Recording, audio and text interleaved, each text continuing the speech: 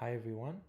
Today I'm planning to talk about screening, so it's just gonna be a small video explaining on how I find stocks and what kind of screeners I look at, or where I get the information to buy a stock or to find an opportunity somewhere in the market.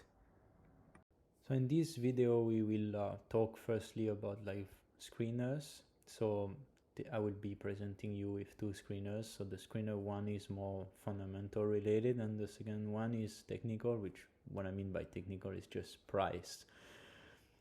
Then we will look at other ways, I mean including website screener list to find stocks. So it could be as well articles or website or anything like that could help.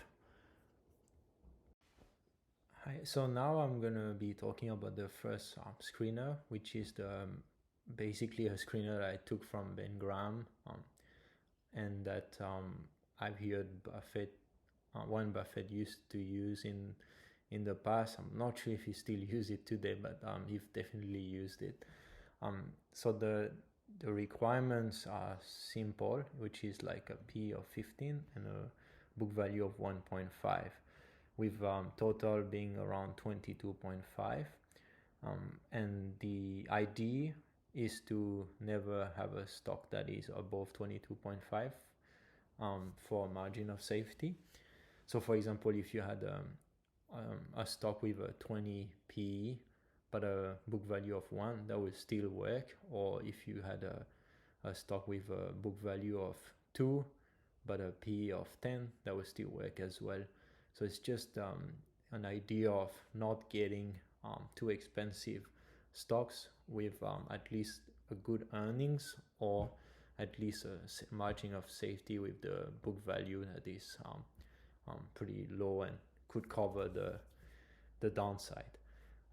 In my own strategy recently, so I would not say this can be used all the time, but at the moment I found quite a few companies which is a book value of 1 or less and a P of 10. So I found that sometime, especially last year, I've been able to find quite a few, and I thought it would be better to just stick on those until I can't find any and revert back to the Graham strategy. The second screening I wanted to show you guys is like literally a loss of like 50% the last year. So all the companies that have pretty much like lost 50% of their value. So that would interestingly come to a similar kind of screening than you would get on the first one. But the only disadvantage on this one is that you tend to have companies that are not actually very good and that may actually continue to fall further. But I found a few companies doing that, and most of the time the good interesting thing is to keep them on the side, wait for them to cool down and see some progress on the right side in terms of fundamentals, and then like start looking at buying them if they're worth it. Yeah.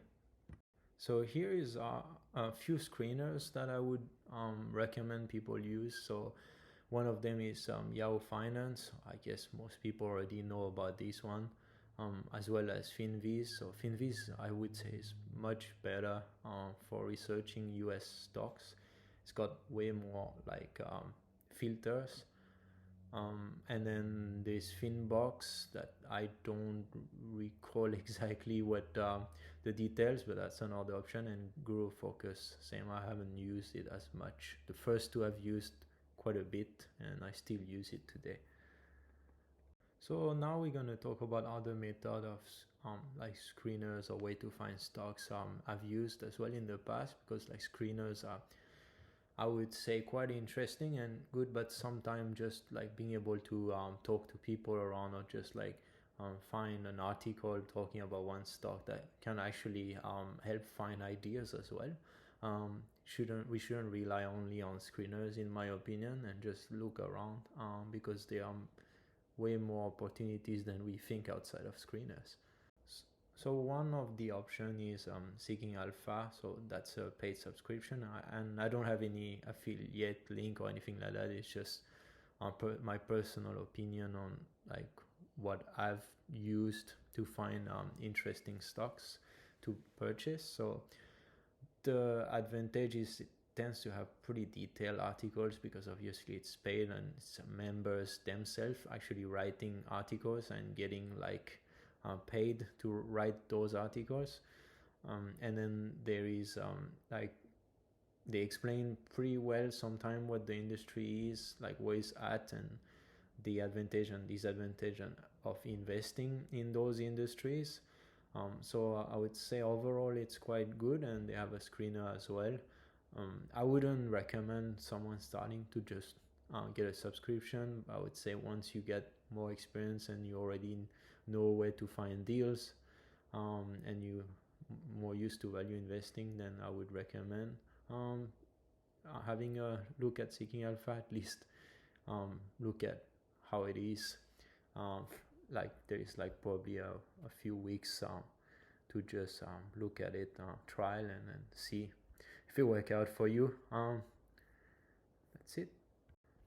So another way is Value Investor Club. So I found that one in probably a book from memory. So it's mainly from memory. Joel Greenblatt actually started that website, and it's like any members could write an article about what their pick was and why, and what stock can be interesting or not, and if they're actually looking at it right now. But at least some interesting articles. I would say I haven't really found personally great companies in there, but I like how they explain things, and sometimes I thought what they were looking for was interesting. So you check it out and see what you think. This will sound a little bit crazy when I mention it, but like sometimes just going shopping or just like going outside and look around, you never know, there may be like companies just like, you know, a truck name, or like when you're driving, or simply like a shop that you like to buy stuff from, anything that you think is a good shop because people like to buy stuff there, or any brand, that's a good place to start looking at, I would say. Once you get a bit more familiar with value investing, and you start like talking to your friends or talking to everyone around, you may find some other people that might have an interest in it, and I would say that's another way to share ideas and to talk about companies, and see what they think, and like why would they invest or not. I find that really interesting sometimes, to do a bit of exercise with these testing ideas and see where things could go wrong. I like that too. It's great. And of course, we are on YouTube right there. So I would say, yeah, I mean, YouTube, I've found a lot of interesting videos from many people that were super interesting. Sometimes it's just industry related, sometimes just a stock. But I would say if you want to find more information about a stock, sometimes all you have to do is type Apple stock market research, for example, or like the ticker APL, and you may be able to even find a lot of information about it. And if you don't, then that's okay. There are other ways, but you could even do that on Google. I'm pretty sure you would find some information about a specific company. So one other idea that I have is to use Twitter. So that's how I find sometimes interesting tweets about like companies or industries. Sometimes I would find it mainly great for news related, so anything related to what happened to a specific industry at the time, and how is this industry progressing. Are they having more clients, less clients, having more trouble? So yeah, I use Twitter quite a bit. I would say it's a daily thing. I look at it every day and see whether I could find like anything that could help me decide whether I add more on specific stocks in any industry, or if I just find the right company.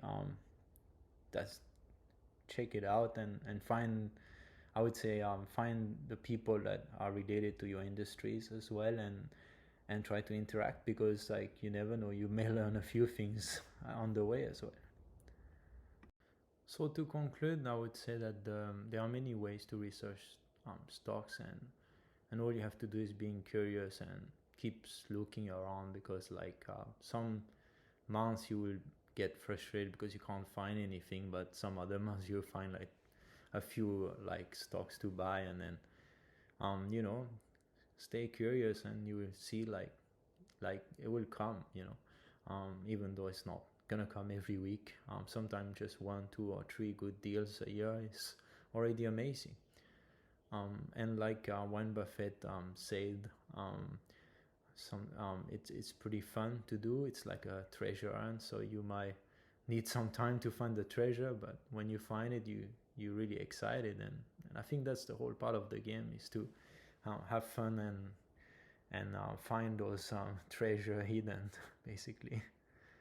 That's it for this video. Let me know what you guys think, and yeah, if you have any question or anything, please ask me. Thank you.